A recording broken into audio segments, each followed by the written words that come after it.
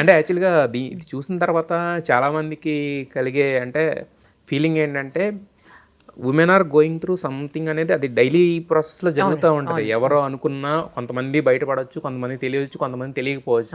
కొన్ని వేల కళ్ళు మనల్ని చూస్తూనే ఉంటాయి. ఆ పాయింట్ నేను నెరేట్ చేసిన విధానం మాత్రం చాలా ఇదిగా అనిపించింది.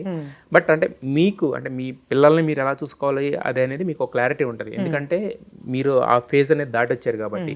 బట్ మీ ఫేజ్ ఎలా ఉండేది? దీంట్లో ఏం పాయింట్లు మీకు కనెక్ట్ అయినాయి మీకు చెప్పినప్పుడు? మీ లైఫ్ ఎంతవరకు రిలేట్ చేసుకోగలిగారు దీనితోటి? చాలా విషయాలండి.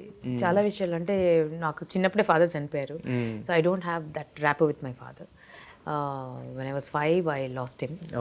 సో అమ్మతోనే ఏదైనా. సో అమ్మ ఎప్పుడు బిజీగా ఉండేది. So many things happen around me. So అమ్మతో ఎప్పుడు చెప్పాలంటే భయం వేసేసేది కూడా.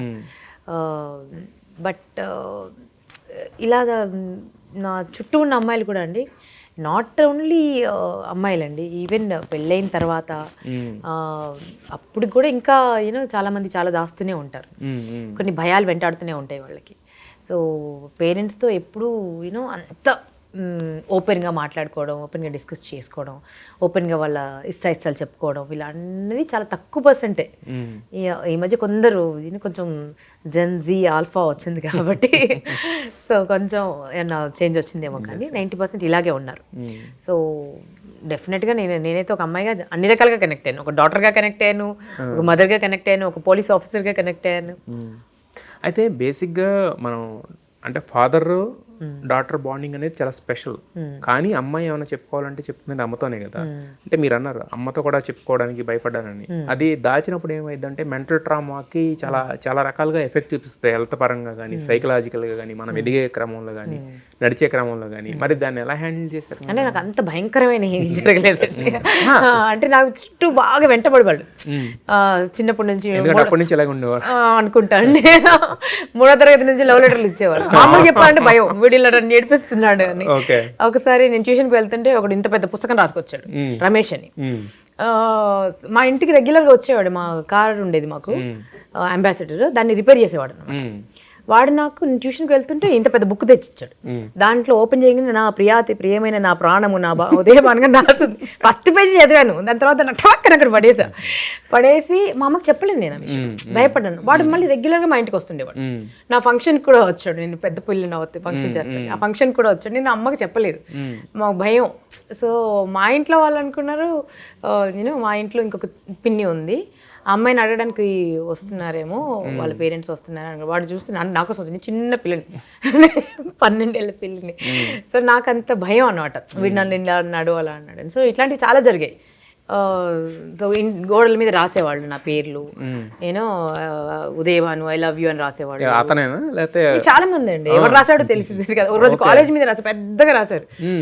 నేను దాని నుంచి దాటుకుని వెళ్ళాలంట, అది తుడిపియడం కూడా కష్టమే.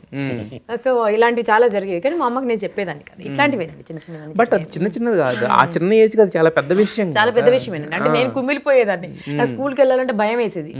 అంటే 100 మంది పిల్లలు ఉండేవాళ్ళు, మాది గవర్నమెంట్ స్కూల్ కదా.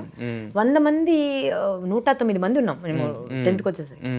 100 మంది పిల్లల్లో ఒకరికి లెటర్ వచ్చింది అనుకోండి, ఇంగ్లాండ్ లెటర్, ఎట్లా ఉంటుంది చెప్పండి. చాలా నాకైతే ఎంత ఎంబరాసింగ్ గా ఉండేదంటే, ఆ లెటర్ ఉదయవాడికి లెటర్ వచ్చింది అనగానే ఇక్కడంతా పల్లెటూరు కదా, మాట్లాడేవారు. అంటే నేనేదో తప్పు చేసిన ఫీలింగ్ నాకు వచ్చేది. నేనేదో నా కర్మకి ఇది ఎందుకు వచ్చిందిరా అని కొంచెం దాన్ని ఇలా ఓపెన్ చేసి చూసేదాన్ని, దాంట్లో ఏముందో అర్థమయ్యేది. ఒకరోజు బాత్రూంలో చదివా లెటర్, ఒక భరించలేక బాత్రూంలో చదివేస్తే, వాడు లెటర్ రాయడమే కాకుండా తిరుపతి అని మా అన్న ఫ్రెండ్ వాడు ఏం చేశాడంటే ఒక చిన్న నోట్ కూడా పెట్టాడు. ఏమని పెట్టాడు, ఇది కనుక మీ అమ్మ నాన్నకు చెప్పావంటే అస్సలు బాగోదు నీకు, మీ అమ్మ నాన్నకు అదేంటి మీ మమ్మీకి చెప్పావంటే అసలు బాగోదు, చాలా డేంజర్లో పడతావు, అది ఒక వార్నింగ్ కూడా ఇచ్చాడు. సో అది చదివాను, ఇంకా టెన్షన్లో వణికిపోతున్నాను. మా అమ్మ పడుకునింది, ఇంకా కూర్చుని ఒకటే ఏడుపు. ఏంది బిడ్డ అడిగితే చెప్పట్లేదు. నేను అప్పుడు ఎంత 7th గ్రేడ్లో ఉన్నట్టు.